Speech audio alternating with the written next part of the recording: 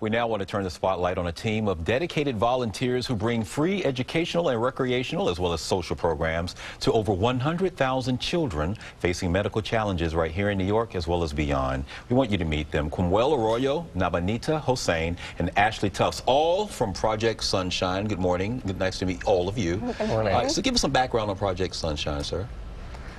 Please, you have the best pitch. Okay, All right, Nabanita, you go. Project Sunshine, it's a nonprofit organization that delivers, as you said, educational, recreational, and social activities to children in hospitals as well as their families. So we do lots of arts and crafts activities, as well as we have some interesting programs such as Sunshine Chefs, where we teach children how to cook and cook with them. And it's just to kind of get the child's mind off of the fact that they're in a hospital. How did it come about? Well, I'll tell you a little story. So, 9 years ago, I had a bad downhill mountain biking accident, and I was at NYU Rusk as an inpatient. And twice a week, this organization came to the ward to do arts and crafts, hang out with the children. And twice a week, I kicked them out of my room. I said, "Get out! I don't need you. I'm here. I'm really upset. I just had a spinal cord injury. I'm in a wheelchair now. I don't want to talk to another person. I didn't want to see my family. I didn't want to see another doctor." Okay. And twice a week, they came back to my door saying, "Hey, we just want to hang." And as an 18-year-old, that's all I wanted to do. And that's what Project Sunshine did. It came about with our founder, Joy Weigler, who started Project Sunshine out of his college dorm room, where he went to visit a child in the hospital and saw how bleak it was, how grim it was for children who were in the hospital for who knows how long. I was there for 10 months. And all that we do is we come in and we don't think of why you're there, what got you there, how long you're there. You're a child, you should be smiling and laughing like children are doing outside of the hospital. Ashley, do you run into stories like Quimwell's, and how do you adjust? Like he said, they just wouldn't go away. Is that the consistency technique? is important. I think for me, and one of the things people may not know about Project Sunshine is I actually work in a long-term care facility for people that are facing chronic illnesses. Okay. So the group that I support is a chef's chapter. So I've been there with them for 4 years. So these are families and kids that I've seen consistently over that time, and I've really got to know them. So I do remember there was a young girl, and I showed up, and she's like, "You're new, you're different, you want me to cook foods that I've never heard of." And over time, she's really, shined. She's got a lot more confidence now, and now I get hugs when I walk in the door. So I do think that there's something to be said about, building a relationship, being there, and coming to a place where you're like, we just want to play, we just want to have fun, and we want you to be a kid, and we're here to do that with you.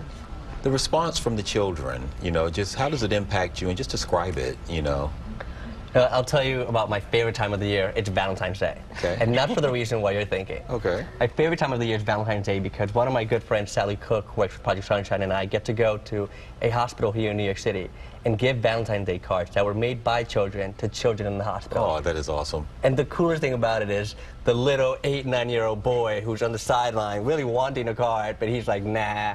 And we go and we give him one, we hang out, we give him a Project Sunshine kit for him to hang out and play when we leave. And the best part of volunteering with Project Sunshine is the laughter. Hearing these kids laugh. Some of them on IV drips, some of them, can't leave their room, so we come bedside and we hang out with them. So a lot of them are by themselves, mom and pops are at work. And we come in and we hang out and we brighten their days. We bring smiles to the lives of over 100,000 children worldwide. So worldwide, so clearly you have touched a lot of lives. Do you keep up in touch with some of the children? Do they let you know, like, once they get out of the hospital, like how they're doing, or not so much? I think we're told we want to just kind of keep the activities of the organization separate from any sort of personal relationships that could occur from that. So we do like to keep in touch with the children, like if they're at the facilities that we're working with, or if they want to come and reach out directly to us, as Quimwell did. But we don't really keep in. I guess in my experience, the facility, it's a family home. This is, this is where they live. So older siblings, parents, we encourage them to join us to create that family meal. And oftentimes, once they've graduated high school, they'll come back, and then, they might not be there for all of the cooking over the few hours, but then they're, conveniently able to come for dinner, which is nice. They join in for the meal. So it's nice to actually see them and kind of catch up with some of those that may no longer come from the actual programming. But we do, of course, welcome them to family meals at the end of the night. You had a point you wanted to make, sir? Well, it comes full circle for me. 9 years ago, I was a patient at NYU Rusk, where I met Project Sunshine. After that, I went to NYU, and I started volunteering with my buddies from NYU back at Rusk, the same hospital, the same ward, the same playroom where I was a patient. I used to come in with 10, 15 of my friends as Project Sunshine volunteers and do the same thing Project Sunshine did to me. And that's bringing it home. It came full circle for us. We went from being a patient to becoming a volunteer. And now Project Sunshine is just part of my extended family. So tell me about this event that you all have coming up. Well, we're really excited for April 27th. That day marks our 14th annual gala, which will be celebrated here at Cipriani Wall Street. And we're very nice. excited for it. I tell you, if you want to learn more about Project Sunshine, if you want to join the party, it is a fun time. I look forward to seeing you there and everybody watching on April 27th. If you can't come to Project Sunshine's gala at Cipriani's that day, we'll welcome anyone to go to projectsunshine.org and find out how you can become a volunteer.